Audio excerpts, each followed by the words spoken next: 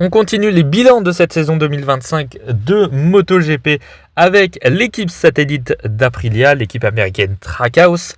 N'oubliez pas de liker, partager, commenter et surtout vous abonner à la chaîne, c'est très important. Et nous, on est parti.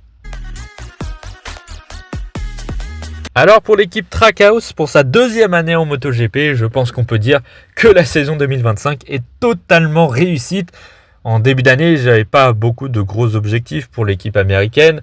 Un pilote qui est là depuis 2022 et qui n'a fait quasiment aucun résultat, si ce n'est 1 ou 2 top 5 en 4 ans. C'était compliqué pour lui. À côté, un rookie, certes champion du monde Moto 2, mais un rookie reste un rookie, donc c'est compliqué pour lui en général de performer tout de suite avec Ai Ogura. Donc pour l'équipe américaine, je ne m'attendais pas à quoi que ce soit. Et puis au final, ça s'est très bien fini. Alors le début a été compliqué. Déjà l'Aprilia n'était pas totalement au point. Ai Ogura fait quand même de bonnes performances en début d'année. Fernandez, ça a été plus compliqué. Et puis en deuxième partie de saison, l'Aprilia est devenue plus compétitive déjà. Ça a bien aidé Trackhouse, forcément. Et puis en plus, on a eu un Raúl Fernandez, mais qui a sorti des performances venues de je ne sais où, incroyables. Il remporte sa première course en Australie, il fait un autre podium à Valence. Franchement, ça a été incroyable. C'était la première victoire, les premiers podiums de Trackhouse en MotoGP. Non, franchement, Fernandez a vraiment élevé le niveau de cette équipe américaine. Ogura, c'était un peu plus compliqué. Mais voilà, l'équipe américaine Trackhouse est maintenant vainqueur en MotoGP, on peut le dire. Et ça, je ne m'y attendais absolument pas. C'est le moindre qu'on puisse dire. Raúl Fernandez, donc, grosse surprise de cette fin de saison 2025. 10e au championnat, top 10 au championnat pour Raúl Fernandez, avec sa première victoire en MotoGP au Grand Prix d'Australie, un deuxième podium même lors de la dernière course à Valence, des podiums en course sprint également. Franchement, incroyable ce qu'il a fait. Je ne m'attendais pas du tout à ça, il est là depuis 2022, il avait fait 1 ou 2 top 5 en fin de saison, il n'y avait rien de fou. Je me demandais même pourquoi il restait en MotoGP, parce qu'il n'avait pas du tout le niveau. Franchement, c'était un énorme flop ces dernières années. Et puis là, je ne sais pas. Il s'est réveillé.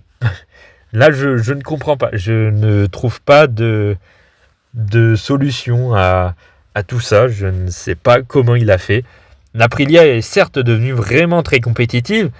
Mais les dernières années, elle n'était pas nulle, cette Aprilia. L'année dernière notamment, il y a 2 ans aussi, où il était déjà chez Aprilia. L'Aprilia était compétitive, ça a gagné des courses. Mais il n'était pas là. Et là, cette année, il était là, il était présent, en tout cas sur la deuxième partie de saison. Parce que la première, il a commencé comme avant, où il n'était pas compétitif. Ça a été vraiment très dur. Il a même été battu par Ai Ogura. Donc franchement, ça a été dur le début de saison. Et puis, il s'est réveillé, il a fait quelques résultats. Et puis ensuite, ces quelques résultats par-ci par-là sont devenus vraiment de réelles bonnes performances qui ont tenu week-end après week-end. Il y a juste une blessure au Portugal qui est un peu dommage, où il s'est un peu ressenti à Valence, mais il signe un podium quand même, donc franchement, incroyable. Alors, qu'est-ce qui s'est passé entre-temps ? Je ne sais pas. Est-ce qu'on le reverra comme ça en 2026 ? Je ne sais pas, à voir. On avait bien vu Fabio Di Giannantonio se réveiller en toute fin d'année 2023, et puis depuis, ça performe très bien. Donc peut-être que Raúl Fernandez a trouvé le truc pour faire performer une MotoGP maintenant.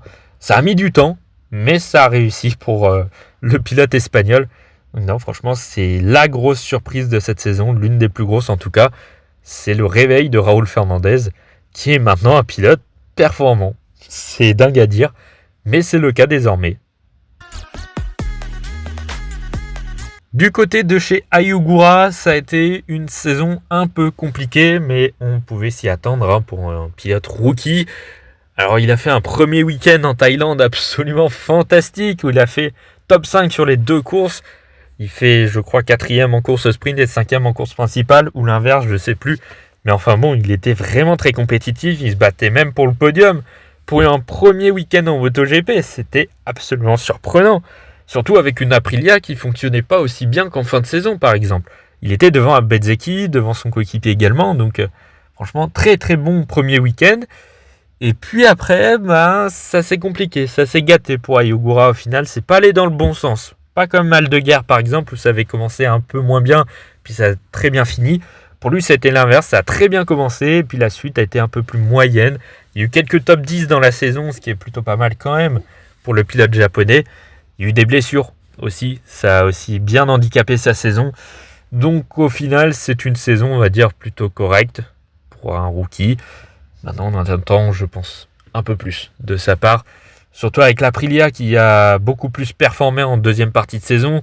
On aurait pu s'attendre à un Ayogura avec plus d'expérience, pouvoir faire de meilleurs résultats que notamment l'été ou un petit peu avant, où l'Aprilia était commencé à devenir compétitive. Mais au final, ça a été un peu dur. Ça dépendait un petit peu du Grand Prix. Il y a des fois où on le voyait bien, et puis des fois où il n'était pas du tout là, où ça a été un peu difficile. Il s'est fait du coup rattraper par Raúl Fernandez, parce que sur la première partie de saison, je crois que la première partie de saison avant la pause estivale, je crois qu'il termine devant Raúl Fernandez au championnat. Et puis Fernandez s'est réveillé, il a fait les performances, pas lui. Donc au final, il finit assez loin, même derrière Raúl Fernandez. Je crois qu'il termine 17ème au championnat des pilotes, si je ne me trompe pas, un truc comme ça. Donc au final, c'est un petit peu comme si sa super performance en Thaïlande a été tellement bonne qu'au final, on s'attendait à tellement bien de sa part sur la suite, qu'on a été presque déçus en fait. On a été déçus de la suite. Donc cette première bonne performance lui a un petit peu desservi finalement. Mais bon, faut pas oublier non plus que c'est un rookie, ça reste un rookie. Et donc pour une première année, c'est logique que ça soit un peu difficile. Donc il faudra plus attendre 2026 pour commencer vraiment à juger le pilote japonais. Il faudra attendre plutôt 2026 maintenant. Voilà, en tout cas, c'est la fin de cette vidéo. N'oubliez pas de liker, partager, commenter et surtout vous abonner à la chaîne. C'est très important. Et nous, on se retrouve dès demain pour la prochaine vidéo, pour le prochain bilan avec l'équipe officielle KTM. À demain.